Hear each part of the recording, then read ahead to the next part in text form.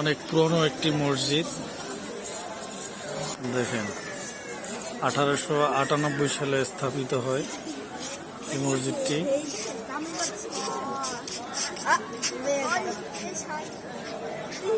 চাটখিল কেন্দ্রীয় জামে মসজিদ।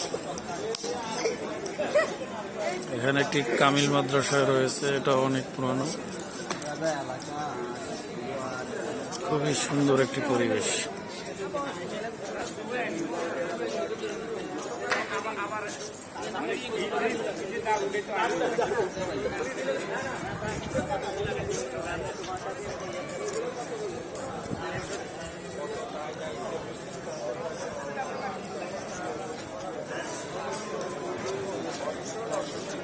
এই যে আমাদের কালাম ভাই।